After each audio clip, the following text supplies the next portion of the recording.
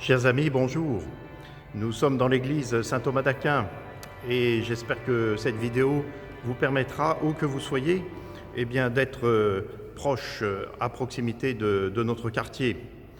Je voudrais vous souhaiter un très joyeux Noël, puisque nous arrivons au 4e dimanche de l'Avent, le dimanche 20 décembre, et que nous irons immédiatement sur la célébration de Noël le 24 et le 25 décembre.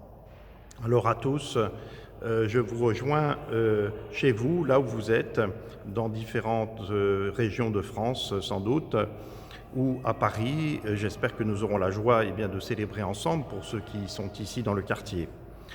Je voudrais souligner ce qui finalement se répète à chaque célébration de la Nativité. Quand nous sommes avec les enfants, par exemple, devant la crèche, c'est ce qu'ils font par petits groupes tous ces jours-ci.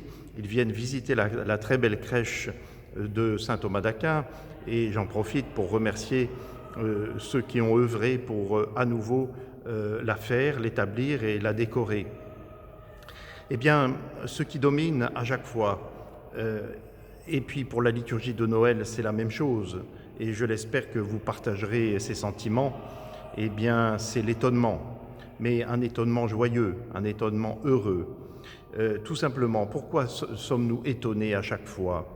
L'étonnement, il vient du fait que cette naissance n'est pas une naissance comme les autres, c'est la naissance du Fils de Dieu, fait homme, qui vient parmi nous, qui s'approche de l'humanité et de chacun d'entre nous. Et nous sommes étonnés que Dieu ait ainsi imaginé et pensé à faire comme cela et à venir en notre monde, prendre chair de notre chair. Et cet étonnement, il ne se tarit pas, il ne se finit pas. Nous n'en finissons pas d'être étonnés de ce que Dieu réalise. Et c'est une bonne chose que nous soyons étonnés. Et cet étonnement est lié à la joie qui remplit notre cœur, d'autant plus que nous sommes entourés dans la vie du monde et dans l'histoire et par toutes sortes de maux, de difficultés, de contradictions, de souffrances. Et j'allais dire que la lumière de Noël brille d'autant plus qu'elle chasse les obscurités qui peuvent nous entourer. Alors à tous, recueillons ce message de Noël une nouvelle fois, de manière renouvelée, cette lumière qui nous dit combien nous sommes aimés de Dieu, qui justement envoie son propre Fils et qui nous rejoint, qui est proche de nous.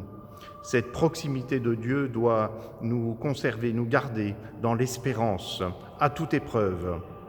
Alors frères et sœurs, que cette joie, puissiez-vous la partager là où vous êtes, même en petit comité, en comité restreint, ce qui ne nous empêche pas d'être dans la communion spirituelle, de prier les uns pour les autres, de prier pour le monde, pour l'Église dans le monde, les communautés chrétiennes qui sont persécutées ou qui sont menacées.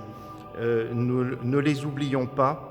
Et pensons spécialement peut-être aux chrétiens de Terre Sainte, de toute cette partie du Moyen-Orient, les chrétiens qui sont aussi en Arménie et qui ont beaucoup souffert ces temps-ci, et puis tous ceux aussi, tous les pays qui sont en conflit, les peuples qui souffrent des rivalités politiques et de la méchanceté humaine.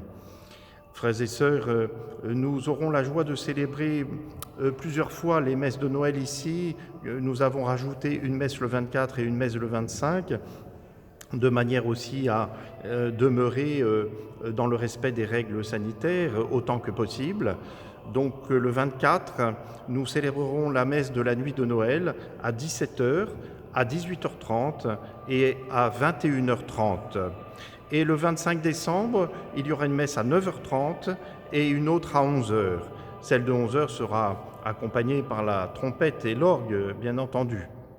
Alors à tous, très joyeux Noël et très belle préparation encore tous ces jours-ci, et que ce Noël soit pour nous une nouvelle occasion de renouvellement, de conversion et d'amour du Christ qui vient, qui se donne en nourriture. Un détail, vous verrez dans la liturgie, eh bien, le Seigneur, l'enfant Jésus, naît, nous dit-on dans le texte, dans une mangeoire. Eh bien, ce détail n'en est pas un, en fait. Il nous dit combien le Seigneur se donne en nourriture pour que nous ayons la vie. Et toute la question pour nous est donc du coup de savoir dans quelle mesure nous avons faim et soif de l'amour de Dieu. Au revoir, à très bientôt.